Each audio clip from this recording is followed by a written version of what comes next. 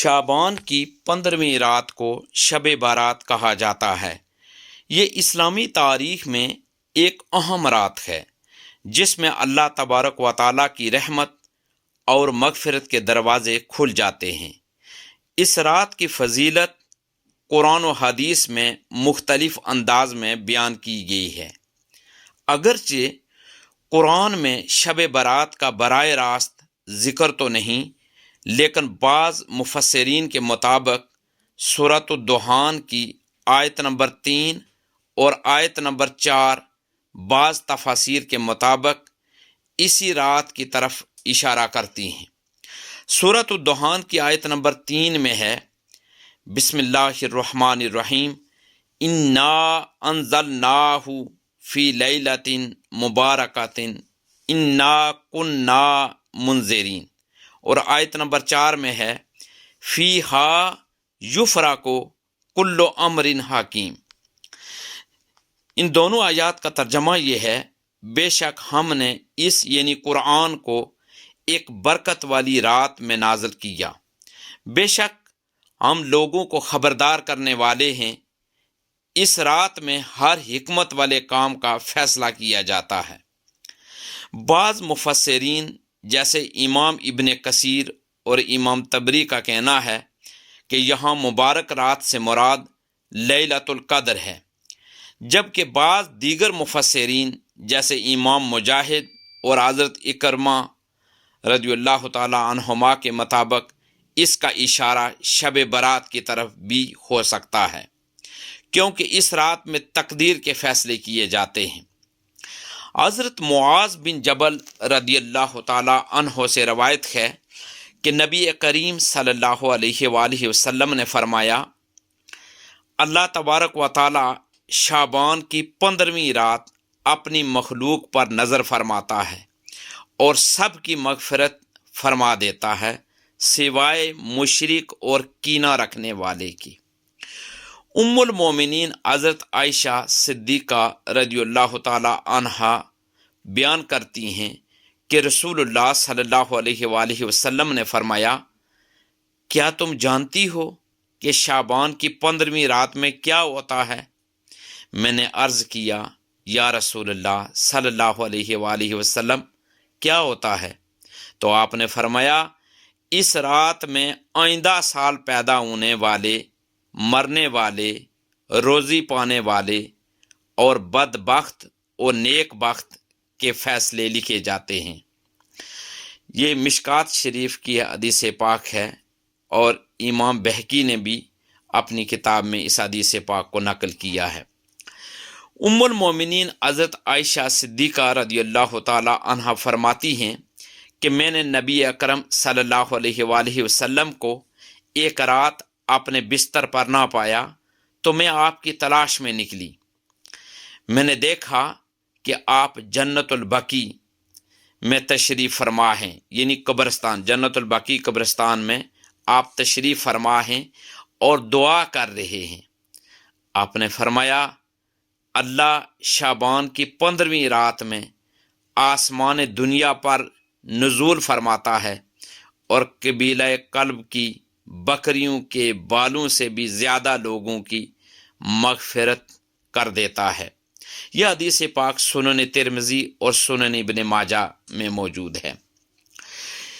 یہ رات گناہوں کی بخشش کی رات ہے، اس لیے اس میں زیادہ سے زیادہ استغفار کرنا چاہیے۔ استغفر اللہ ربی من کل ذنب واتوب الیہ، یعنی میں اپنے رب اللہ سے تمام گناہوں کی معافی مانگتا ہوں یا مانگتی ہوں اور اس کی طرف رجوع کرتا ہوں یا کرتی ہوں۔ حضور نبی پاک صلی اللہ علیہ وآلہ وسلم نے اس رات عبادت فرمائی، لہذا ہمیں بھی زیادہ سے زیادہ نوافل پڑھنے چاہیے۔ کم از کم 2 رکعت یا 8 رکعت نفل نماز پڑھنی چاہیے۔ ہر رکعت میں سورۃ الفاتحہ کے بعد سورۃ الاخلاص یا کوئی اور سورت پڑھنی چاہیے۔ قرآن مجید فرقان حمید کی تلاوت کرنا شب برات میں بہت فضیلت رکھتا ہے، خاص طور پر سورہ یاسین، سورۃ الدخان اور سورۃ الملک کی تلاوت مفید ہے۔ حضور تاجدار کائنات صلی اللہ علیہ وآلہ وسلم پر درود بھیجنے سے دعائیں قبول ہوتی ہیں، اس لیے اس رات میں زیادہ سے زیادہ درود شریف پڑھنا چاہیے۔ حضور تاجدار کائنات صلی اللہ علیہ وآلہ وسلم اس رات قبرستان تشریف لے گئے، اس لیے اگر ممکن ہو تو قبرستان جا کر مرحومین کے لیے دعا کرنی چاہیے۔ حضور نبی کریم صلی اللہ علیہ وآلہ وسلم نے شعبان کے مہینے میں کثرت سے روزے رکھے، اور بعض صحابہ سے شب برات کے دن روزہ رکھنے کا بھی ذکر ملتا ہے، لہٰذا 15 شعبان کا روزہ مستحب ہے۔ جو لوگ کہتے ہیں کہ روزہ رکھنا یہ صحیح نہیں، وہ صحیح بات نہیں کر رہے۔ صحیح بات یہ ہے کہ 15 شعبان کا روزہ رکھنا مستحب ہے۔ شب برات میں مخصوص یعنی 100 رکعت نماز یا 6 رکعت شکرانے کی نماز کا کوئی مستند ثبوت نہیں۔ اسی طریقے سے دیگر باتیں کو مخصوص قسم کی عبادات یا کوئی چیز پکانے کا ثبوت تو نہیں، البتہ یہ اگر تمام چیزیں کر لی جائیں تو باعث ثواب ہیں۔ اسی طرح بدقسمتی سے بعض لوگ اس رات کو آتش بازی اور غیر اسلامی کاموں میں ضائع کر دیتے ہیں، حالانکہ یہ عبادت اور دعا کی رات ہے۔ بعض لوگ صرف شب برات کو عبادت کرتے ہیں اور باقی سال غافل رہتے ہیں، حالانکہ اللہ کی عبادت پوری زندگی کرنی چاہیے۔ دیکھیں، شب برات مغفرت، دعا اور عبادت کی رات ہے۔ اس میں زیادہ سے زیادہ نوافل، تلاوت، درود شریف اور استغفار کرنا چاہیے۔ نیز بدعات اور فضول رسم و رواج سے بچنا ضروری ہے۔ اللہ تعالیٰ ہمیں اس رات کی برکات سے مستفید ہونے کی توفیق عطا فرمائے۔ یہ بھی ہے کہ شب برات کی فضیلت کو بہت سے اولیاء کرام، صوفیاء اعظام اور بزرگان دین نے اپنے زندگی میں محسوس کیا اور اس رات کو خاص عبادات میں مشغول رہے۔ ان کی زندگیاں ہمیں اس مقدس رات کی عظمت کو سمجھنے اور اس سے بھرپور فائدہ اٹھانے کا درس دیتی ہیں۔ مشہور تابعی بزرگ ہیں حضرت حسن بصری رحمۃ اللہ علیہ، یہ شب برات کو انتہائی اہمیت دیتے تھے۔ وہ فرمایا کرتے کہ شب برات میں عبادت کرنا افضل ترین اعمال میں سے ہے، کیونکہ اس رات میں اللہ تعالیٰ اپنی مخلوق کی طرف متوجہ ہوتا ہے اور مغفرت کے دروازے کھول دیتا ہے۔ آپ شب برات میں ساری رات نماز، تلاوت اور گریہ وزاری میں گزارتے اور اپنے شاگردوں کو بھی اس رات کی برکات سمیٹنے کی تلقین فرماتے تھے۔ شیخ عبد القادر جیلانی رحمۃ اللہ علیہ، جو غوث اعظم کے نام سے بھی مشہور ہیں، شب برات کو بہت خاص مانتے تھے۔ وہ فرماتے تھے، یہ رات اللہ تعالیٰ کے قرب حاصل کرنے کا بہترین موقع ہے، اس میں نیک اعمال کا دروازہ کھل جاتا ہے۔ آپ شب برات میں مسجد میں اعتکاف فرماتے، ہزاروں بار استغفار اور درود شریف پڑھتے، دعا فرماتے کہ اللہ تعالیٰ تمام مومنین کے گناہ معاف فرما دے۔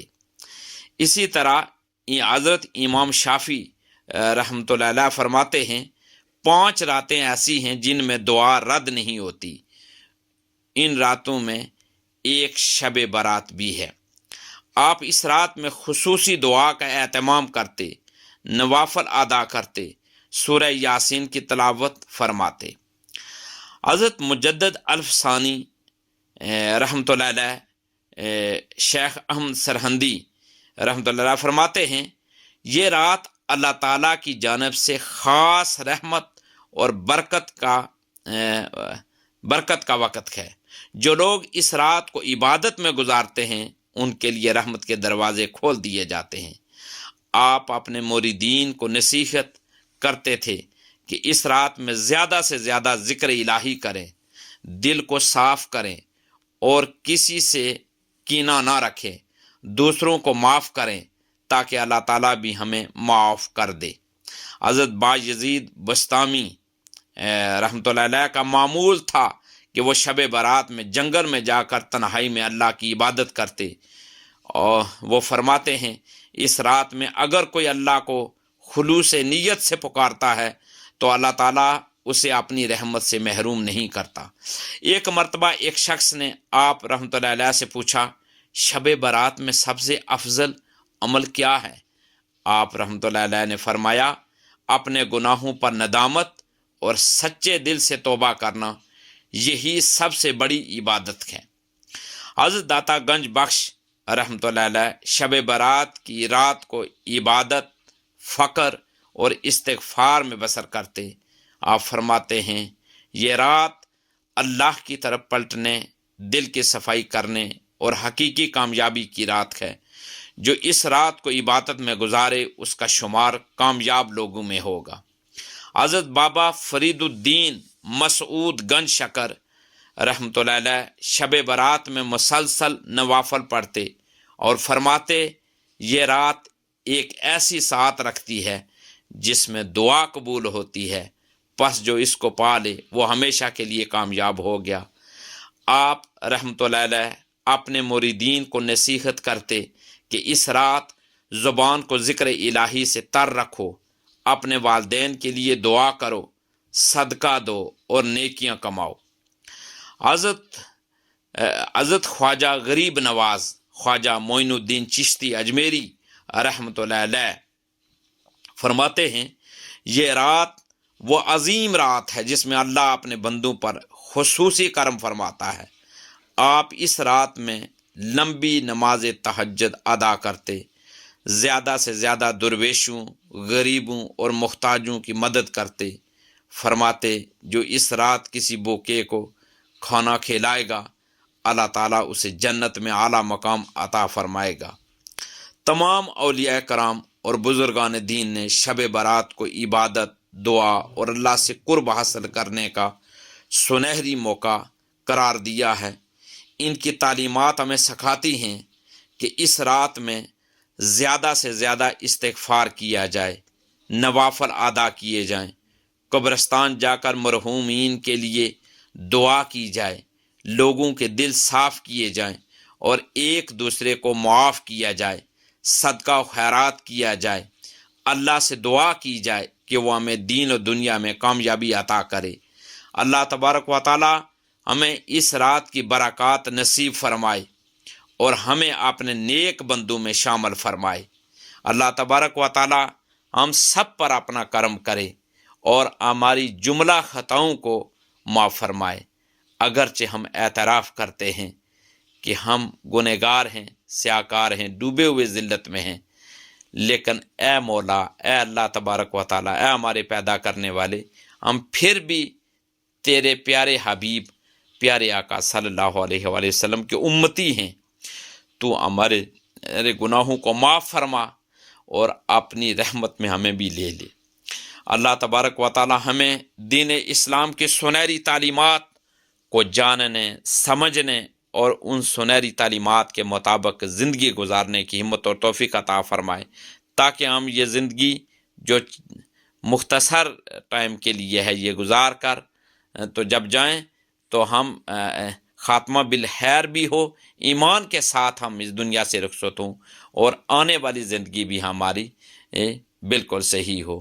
اللہ تبارک و تعالی ہم سب کا حامی و ناصر ہو۔ دین کی بات پھیلانا صدقہ جاریہ ہے، ثواب کی نیت سے ویڈیو کو شیئر ضرور کیجیے۔ جزاک اللہ۔